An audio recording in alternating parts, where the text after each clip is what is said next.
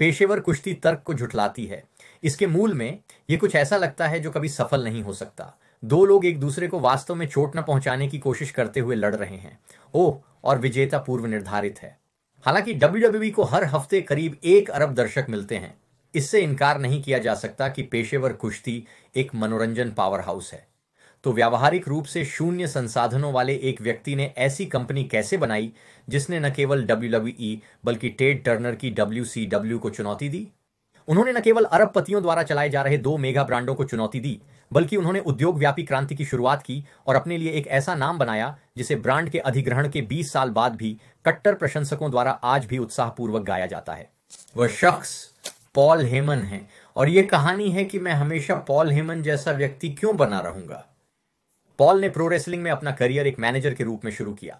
आखिरकार उन्हें बड़ा मौका मिला, या जैसा कि उन्होंने कहा, एक क्रांति शुरू करने का मौका, जब उन्होंने 1993 में एक बहुत छोटी, गंभीर रूप से कम वित्त पोषित क्षेत्रीय कंपनी पर रचनात्मक नियंत्रण हासिल कर लिया। उस समय अपने पेरोल पर प्रतिभा के अलावा पॉल के पास संसाधनों के दायरे में बहुत कम था। उनकी कंपनी ने प्रसारण समय के लिए संघर्ष किया और शनिवार रात 2 बजे क्षेत्रीय टेलीविजन पर आया, केवल फिलाडेल्फिया में प्रसारित किया गया और कभी कभी बिल्कुल भी प्रसारित नहीं किया गया। उसके पास पैसा, चमक धमक, ग्लैमर या आतिशबाजी नहीं थी, लेकिन उसने पूरे उद्योग को उल्टा कर दिया। उन्होंने चीजों को करने के तरीके को बदल दिया, और जिस तरह से चीजें आज भी की जाती हैं। दुनिया भर के प्रशंसक शो में उनके ब्रांड ECW के नाम का उत्साहपूर्वक जाप करके उनके प्रयासों को श्रद्धांजलि देना जारी रखते हैं। पॉल हेमन को मौका नजर आया। उन्होंने दर्शकों के एक ऐसे वर्ग को देखा जो वंचित और अनसुना था, और अपने शब्दों में उन्होंने अपने ब्रांड के लिए एक मिशन वक्तव्य तैयार किया। मैंने सोचा कि व्यवसाय, उद्योग, प्रस्तुति को उसी तरह बदलने की जरूरत है जैसे संगीत बदल गया है। संगीत पूरी तरह से पॉइजन, मोटले क्रू, विंगर और इन सभी हेयर बैंड्स के बारे में था, और फिर निर्वाण और बैम आया, पूरा उद्योग बदल गया। तो उसी तरह मैंने सोचा कि कुश्ती को बदलने की जरूरत है। कुश्ती हेयर बैंड के बराबर बन गई है, और हमें कुश्ती के निर्वाण संस्करण की जरूरत है जो साथ आए और सब कुछ हिला दे।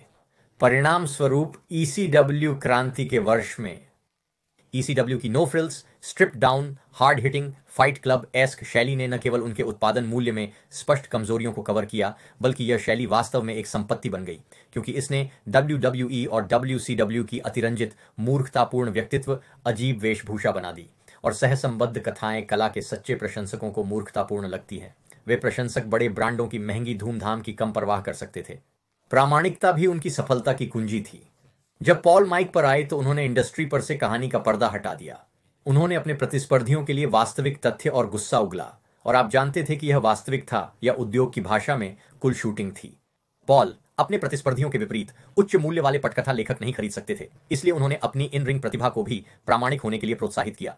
यदि वे एयर टाइम चाहते थे तो उन्हें इसे लाना होगा, और उन्होंने ऐसा किया। प्रामाणिकता का यह असामान्य प्रदर्शन उत्पाद में चमका, और दर्शकों ने तुरंत इसे अपना लिया। भीड़ का आकार तेजी से बढ़ता गया, और जल्द ही दुनिया के सभी संसाधनों के साथ प्रतियोगियों ने पॉल के उत्पाद को देखना शुरू कर दिया, उनके विचारों को चुरा लिया और उनकी प्रतिभा का शिकार करना शुरू कर दिया। आज पॉल उद्योग में सफल और प्रभावशाली बने हुए हैं।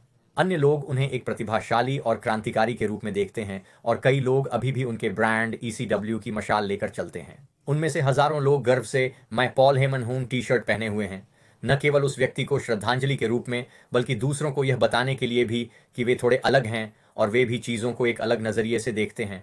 मुझे यह स्वीकार करने में कोई शर्म नहीं है कि उन दिनों जब ऐसा लगता है कि जिस तरह से मैं चीजों को देखता हूं, मैं वास्तव में अकेला हूं। मैं अपनी पॉल हेमन शर्ट पहनता हूं और आगे बढ़ता रहता हूं, क्योंकि मैं भी निर्विवाद रूप से एक पॉल हेमन व्यक्ति हूं।